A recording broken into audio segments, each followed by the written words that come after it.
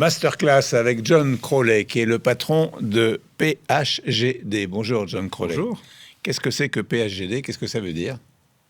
Alors, ce ne sont que des lettres, c'est volontaire, c'est quelque chose qui n'est rattaché ni à mon identité personnelle, ni à un projet particulier, parce que j'ai voulu, dès le départ, créer un groupe de sociétés qui couvre... En 2020, c'est ça? À partir de 2020, ouais. Lancé formellement en 2021, autour de l'ensemble des questions de transformation qui touchent le monde, avec un accent fort sur l'énergie et l'environnement, mais on s'intéresse également beaucoup aux questions culturelles et aux questions technologiques. Et du coup, avoir un nom faussement mystérieux, mais qui en tout cas ne renvoie pas à tel projet ou à telle personne, dont la mienne, je trouve que c'est mieux. Alors, la mission principale? La mission principale, on l'a définie par 4 mots. Produire mieux, consommer moins. C'est-à-dire créer les conditions dans lesquelles, à partir de systèmes qui sont inefficaces, qui sont source de gaspillage, qui sont mal organisés en raison de leur histoire, trouver des solutions technologiques et des idées stratégiques pour permettre aux gens, en produisant mieux, que ce soit des process industriels, des process, pourquoi pas, agricoles, des process de services, de consommer moins, mais sans perdre. Puisque consommer n'est pas un but en soi, consommer c'est un moyen. Quand on arrive à produire les mêmes effets en consommant moins, par définition on est gagnant, on fait de la marge. C'est ça notre idée.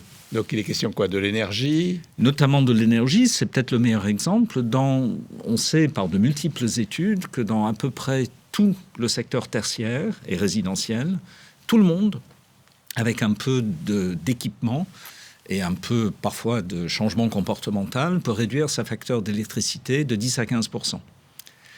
Autant dire que c'est quelque part du pur gaspillage. Alors effectivement, il y a des campagnes publicitaires là-dessus.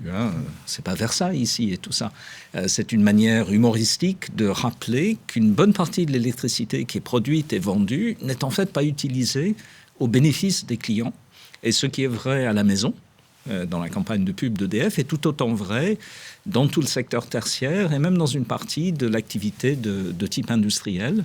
Donc, aidons les gens, à savoir qu'il y a des gains d'efficacité à faire sur des consommations électriques inutiles, et 2, à s'équiper pour y arriver. Soit par la gestion des consommations, et là, il y a toutes sortes de solutions technologiques qui existent pour réduire sa facture instantanément, avec un petit équipement malin qui pilote les appareils, soit en repensant ces équipements, ces appareils, ces infrastructures, pour les rendre plus économes. Et donc, si on est un opérateur économique, dégager de la marge sur des consommations inutiles qu'on arrive à éliminer.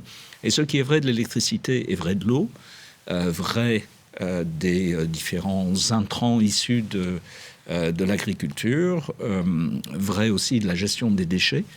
Il y a de multiples gisements d'efficacité qu'on n'exploite que très partiellement dans l'économie telle qu'elle est, parce qu'il n'y a pas forcément ni le savoir-faire, ni les incitations financières à le faire. Alors, comment se décline votre offre? Alors, notre offre de base, c'est d'aider les gens, les clients, tout particulièrement les PME, les grands groupes ont peut-être des moyens internes plus importants, à comprendre où elles sont, donc à faire une sorte d'audit stratégique, et à identifier des actions susceptibles d'être pertinentes. Et on a calé ça volontairement sur une intervention rapide qui peut tenir en 15 jours et qui permet d'établir un premier diagnostic d'où on est et où on peut aller. Ensuite, bien sûr, l'accompagnement de la mise en œuvre d'un plan d'action, ça se déploie sur un temps plus long. Et ça aussi, on peut le faire. Notre avantage par rapport à tous ceux qui font déjà du diagnostic, et il y en a beaucoup, c'est la capacité de regarder l'ensemble des sujets et de les intégrer. Qu'est-ce que c'est que l'arbre de confiance? Alors, l'arbre de confiance, c'est un modèle conceptuel de la confiance. Alors, on pourrait dire on n'a pas besoin d'un modèle conceptuel, on sait très bien ce que c'est que la confiance ou son absence. En réalité, c'est pas vrai. Parce que quand on écoute comment les gens parlent de confiance, on se rend compte qu'ils ne parlent pas forcément de la même chose et qu'ils sont souvent mal à l'aise pour aller plus loin que le constat. On se fait confiance ou on se fait pas confiance. Et on sait que la confiance dans les affaires, comme dans la vie privée d'ailleurs, est quelque chose qui réduit les coûts de transaction, qui rend les choses plus fluides et plus rapides. C'est une sorte d'actif intangible d'une entreprise qui n'est pas dans son bilan, mais qui contribue à son efficacité.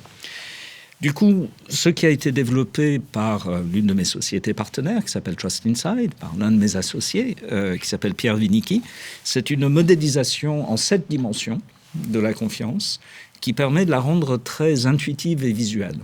En effet, chaque dimension est une feuille, l'ensemble fait un arbre, et ça permet, premièrement, de donner une couleur à la confiance, et ça, c'est très intuitif. Quand l'arbre est vert, c'est que les choses vont bien.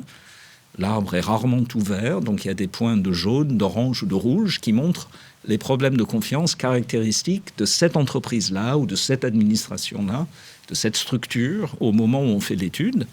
Et ensuite, c'est un arbre qui n'a pas que des feuilles. Il a un tronc et des racines, et il a un environnement qui lui permet de prospérer ou non. Et donc la couleur des feuilles permet d'aller chercher dans l'environnement et dans les racines les raisons de ce défaut de confiance avec ses spécificités, et donc à partir de là d'imaginer des plans d'action qui peuvent être directement associés ou pas au type d'enjeu de consommation de ressources que j'indiquais, mais la ressource humaine, c'est aussi une ressource, et la confiance est souvent un frein d'une grande importance à la capacité d'une entreprise de se transformer, y compris pour répondre aux contraintes environnementales. C'est comme ça que tout se tient. Alors, on va voir les chiffres de votre société PHGD avec Virginie Mas, et on se retrouve juste après. Fondé en octobre 2020, le groupe PHGD travaille avec une vingtaine d'associés sur les différentes structures.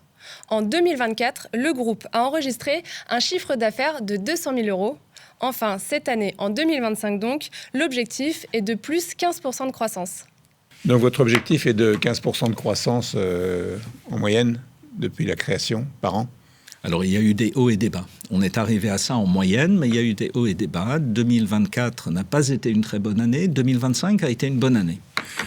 Donc, voilà, il y a un effet yo-yo, comme souvent sur les petites structures. Qu'est-ce que l'offre Conseil Flash? Alors, l'offre Conseil Flash, c'est l'idée que même l'offre que j'indiquais, où en 15 jours, on peut aider une entreprise, surtout une entreprise de petite taille, à faire le point, c'est peut-être encore une marche trop haute pour quelqu'un qui n'est pas convaincu de la pertinence et qui n'a peut-être pas la trésorerie à mettre dans l'offre.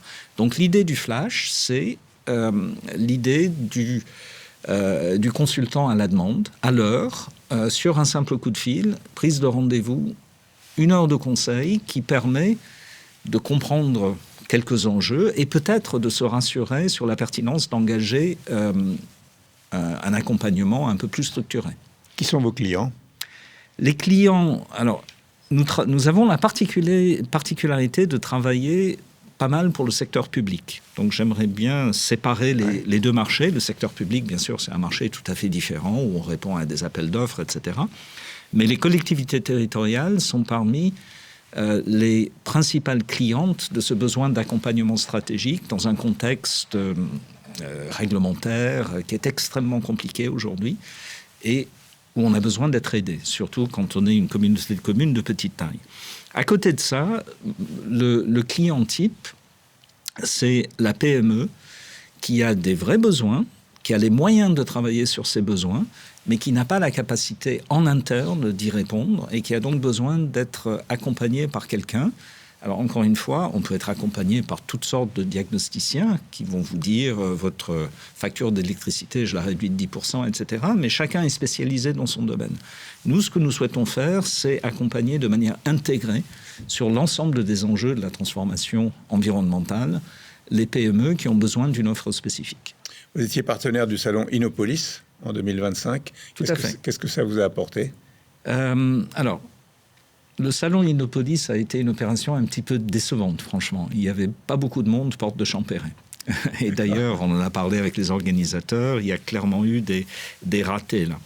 Mais au-delà de cette particularité 2025, ce qu'apportent les salons, c'est une unité de temps et de lieu, comme dans le théâtre classique. C'est-à-dire la possibilité, dans un temps très court, de rencontrer beaucoup de gens, y compris des gens avec qui on n'aurait pas pensé prendre rendez-vous, et donc de comprendre son écosystème de partenaires, de concurrents et de clients dans un temps comprimé. Et Innopolis, l'intérêt de ce salon, qui va d'ailleurs avoir lieu en 2026, il a été restructuré et réorganisé, mais l'idée que l'innovation urbaine soit très en lien avec le type de vision qu'on porte de systèmes plus efficaces, plus intelligents et plus décentralisés, c'est une idée qui continue d'être pertinente pour nous. Vous êtes engagé au niveau international? Beaucoup. Beaucoup. Beaucoup. J'ai passé près de 2 décennies dans le système des Nations Unies, donc j'ai beaucoup de contacts à l'étranger et j'essaye de les exploiter, notamment dans ce domaine, avec un fort investissement en Afrique, y compris via Trust Insight, autour de l'arbre de confiance. On a fait beaucoup de choses depuis 3 ans en Afrique de l'Ouest, Cameroun, Guinée-Bissau, Guinée, République centrafricaine, pour essayer de créer les conditions. Donc là, c'est pas exactement une démarche commerciale, c'est plus une démarche d'aide au développement, qui souvent repose sur des financements publics. Mais le principe est le même. Comment créer les conditions dans lesquelles ceux qui ont besoin d'une vision stratégique de leurs problèmes peuvent l'obtenir? La seule particularité dans cette aide au développement étant qu'au lieu d'être dans une relation prestataire-client, on est en général dans un triangle prestataire, financeur, client. Et c'est donc 3 dimensions ou 3 côtés au lieu de 2, c'est considérablement plus compliqué à organiser. Nous sommes également en train de travailler beaucoup avec l'Inde autour d'un projet important qui a un ancrage à la fois technologie de l'information et enseignement supérieur pour créer une dynamique d'enseignement et de diffusion de la connaissance sur la transition écologique à travers des nouveaux programmes d'enseignement dans une zone franche qui se crée en Inde, qui s'appelle Gift City, dans le Gujarat, qui en gros, pour le dire de manière très simple, j'imagine que certains de ceux qui nous écoutent connaissent bien ça, c'est de mettre Dubaï en Inde. Puisque les business indiens se délocalisent à Dubaï pour bénéficier d'un contexte réglementaire, financier, absence de contrôle de change qui leur est favorable, le gouvernement indien, de manière, je trouve, très sage, s'est dit créons Dubaï en Inde pour remettre chez nous toute cette énergie qui a tendance à sortir en créant une zone franche d'un genre tout à fait nouveau qui va, je crois, ressembler beaucoup à Dubaï en Gujarat. Ça mérite d'être regardé, je pense, par beaucoup d'opérateurs économiques. Merci beaucoup. Merci.